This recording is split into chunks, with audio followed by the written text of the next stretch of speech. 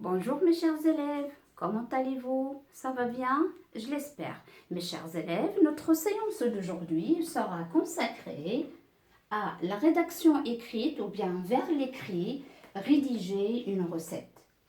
L'objectif de cette leçon est de faire ou bien de se faire connaissance à un texte prescriptif.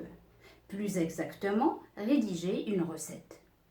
Alors tout d'abord mes chers élèves, jetez un coup d'œil sur la recette proposée et regardez bien ce texte.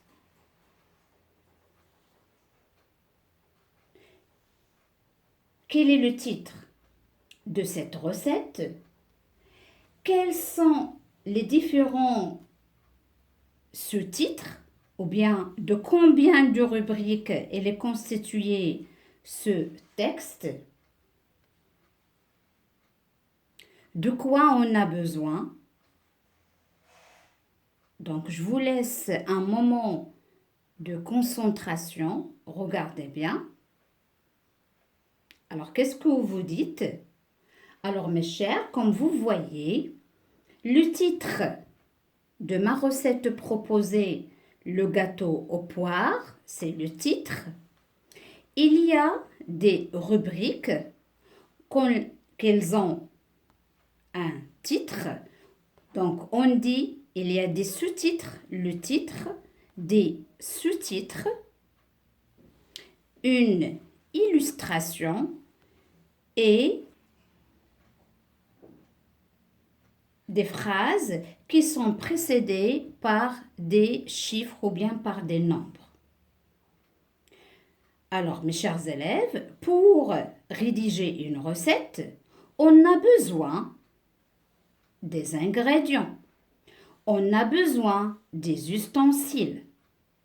On a besoin de comment faire ou bien la préparation. Comme je vous ai dit, mes chers élèves, pour préparer une recette ou bien pour rédiger une recette, on a besoin des ustensiles. Alors, quels sont les ustensiles? Les ustensiles, c'est uniquement le matériel avec quoi on va travailler. Quel que soit bol, quel que soit passoire, quel que soit cuillère, quel que soit couteau, etc. C'est ça les ustensiles. Le matériel avec quoi on va travailler. On a besoin aussi des ingrédients, une liste des ingrédients, c'est-à-dire les constituants, les composants avec quoi on va travailler. Par exemple, ici on a la recette aux poires. Bien sûr, on va utiliser les poires, mais de vrai. Ça, c'est en plastique, hein, c'est un jouet, d'accord? Donc, c'est ça, les ingrédients. Et on va savoir quels sont les ingrédients, d'accord? Après avoir préparé ou bien déposé les ustensiles, après avoir préparé les ingrédients, comment on va faire pour réaliser cette recette? Donc, on a besoin de l'étape préparation. Qui dit préparation, il dit qu'est-ce qu'on va faire? Les étapes de cette préparation. Quelle est la première étape, la deuxième étape, la troisième étape et ainsi de suite. Lorsqu'on va terminer. Soit ma recette, elle sera terminée au four, elle va prendre un temps de cuisson dans le four, soit elle va passer au réfrigérateur pour se reposer, ou bien pour se refroidir, ou bien pour se macérer. Ça dépend de la préparation. Ou bien, elle va rester à l'air ambiante, c'est-à-dire ni dans le four pour se réchauffer ou bien pour être cuite, non dans le réfrigérateur pour se refroidir ou bien pour se glacer. Par exemple, si on prépare une glace, on va la mettre au congélateur 3 heures, une nuit, ça dépend de la recette. Ou bien, on va la laisser à l'air ambiante pour se reposer, hein, ça dépend. D'accord, mes chers élèves? Alors maintenant, on va entamer mes questions de compréhension. Mais tout d'abord, je vais vous lire ce qu'il y a pour préparer cette recette. Le gâteau aux poires, j'ai dit, c'est le titre. On a dit ce titre, les ingrédients, ustensiles, le temps de cuisson, préparation. Alors, on va commencer par les ustensiles, la liste des ustensiles, parce que on doit préparer le matériel avec quoi on va préparer cette recette. Tout d'abord, on a un couteau. Et vous connaissez le couteau, c'est pour couper, bien sûr, ou bien pour éplucher, hein, c'est-à-dire enlever la peau. Éplucher, c'est-à-dire enlever la peau, ou bien épeler. Un moule à gâteau, un moule où on va étaler la pâte pour la mettre au four. Une cuillère pour verser ou bien pour mélanger. Un verre pour mesurer, il y a des verres gradués. Et un saladier où on va mélanger le tout. Pour les ingrédients, on a besoin de 3 poires, un verre et demi de farine, un verre de sucre, 3 œufs, un sachet de sucre vanillé, 2 verres de lait. C'est bon? Ici, on a le temps de cuisson. Elle va durer 40 minutes à feu moyen. À feu moyen, c'est-à-dire le four, elle ne doit pas être à feu élevé ni basse. Elle doit être à 180 degrés, hein, ni chaud ni froid. D'accord? Pour la préparation, alors on a numéro 1, enlever la peau des poires. Deuxièmement, couper les poires en lamelles et les mettre dans un moule beurré. 3. Mélanger dans un saladier la farine, le sucre vanillé et les œufs. 4. Ajouter le lait et remuer. 5. Verser le mélange sur les fruits. 6. Faire cuire 40 minutes à feu moyen.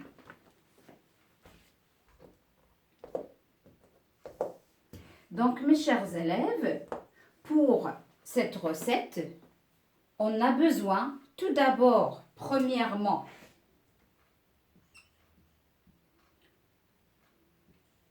la liste des ustensiles. D'accord? C'est le matériel avec quoi on va travailler. La deuxième rubrique, c'est la liste des ingrédients dans ce qu'on a besoin, avec quoi on va préparer cette recette. D'accord? On a le temps, on a un temps de cuisson.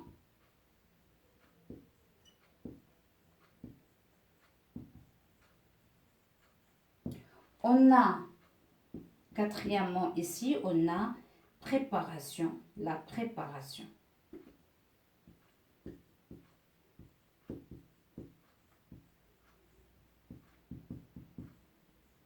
Alors, ce sont les sous-titres qui sont présentés dans cette recette, mais en général, un texte prescriptif, il est composé de plusieurs rubriques, d'accord? Et ces rubriques, on doit les suivre étape par étape, bien sûr. Alors, maintenant, on a une certaine série de questions. On va essayer d'y répondre. Quel est le titre de cette recette? Alors, le titre de cette recette est le gâteau aux poires. Donc, on va commencer par les questions. Le titre.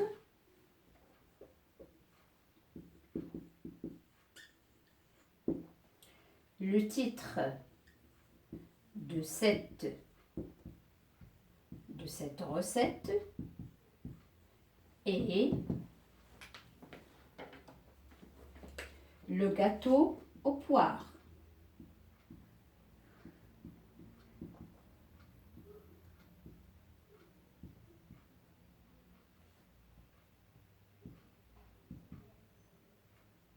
D'accord? Deuxièmement, quels sont les différents sous-titres? Alors, les différents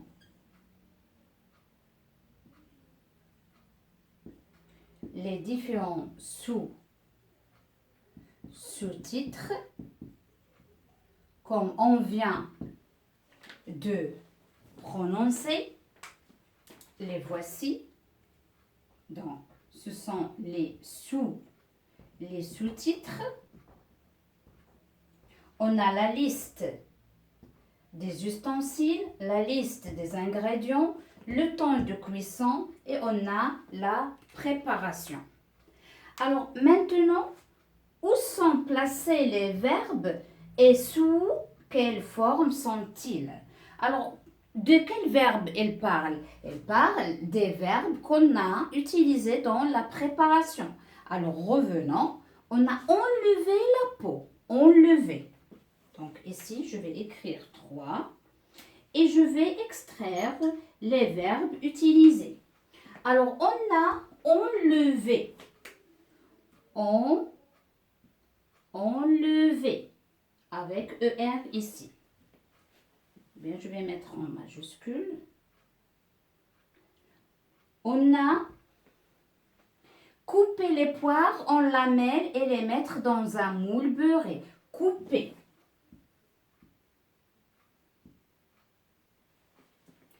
On a mélangé dans un saladier la farine, le sucre vanillé et les œufs. Donc, on a mélangé.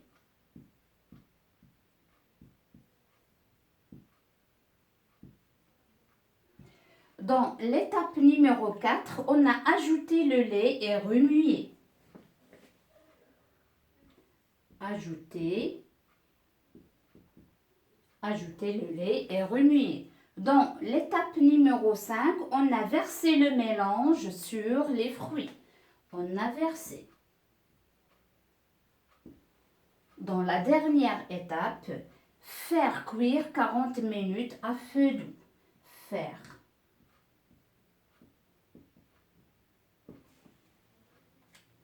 Donc, dans la première étape, on a enlevé.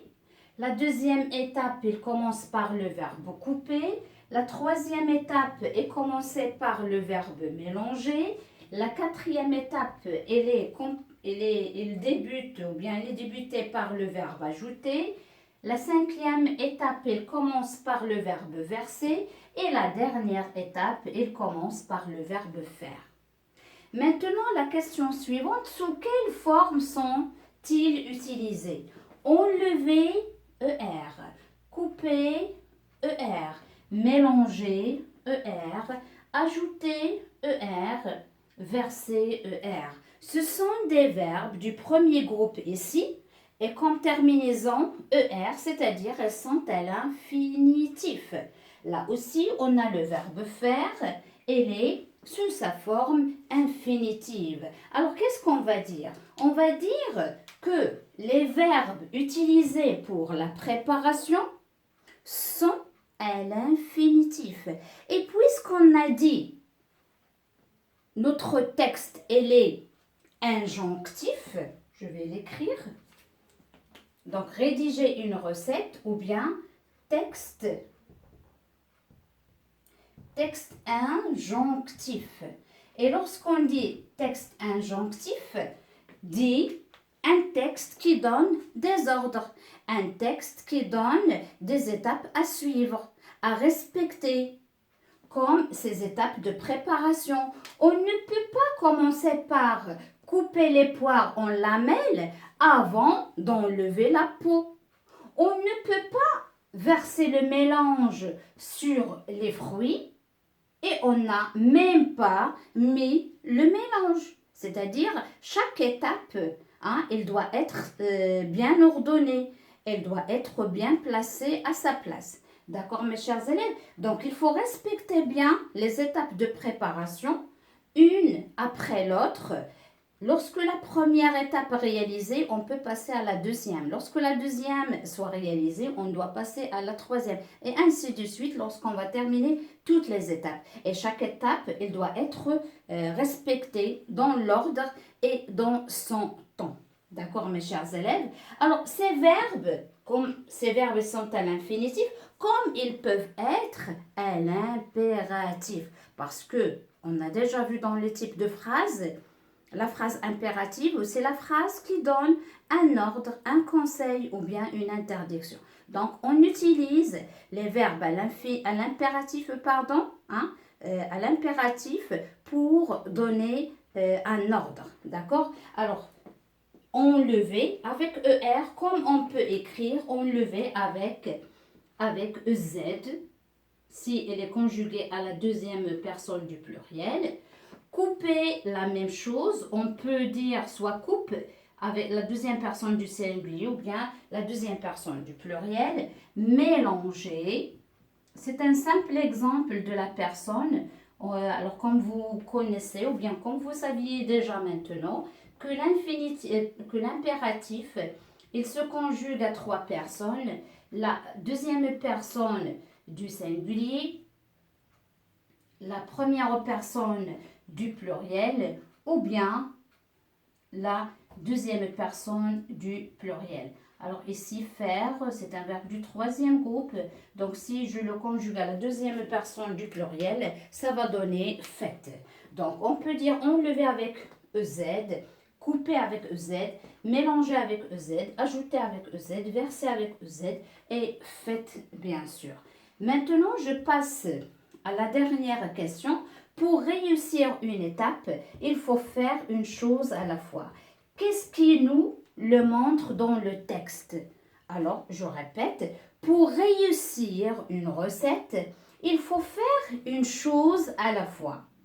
Qui est-ce qui nous le montre dans le texte? Alors, qui est-ce qui nous le montre? Ce sont les étapes de la préparation. Ce sont les numéros qui précèdent chaque étape.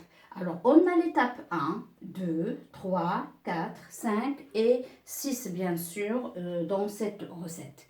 Donc, mes chers élèves, les étapes, elles doivent être numérotées, d'accord? Elles doivent être numérotées, elles doivent être dans l'ordre, d'accord? Et bien respectées. Donc, je récapitule, mes chers élèves, pour rédiger ou bien pour écrire une recette, on doit bien respecter ou bien lister les étapes de préparation.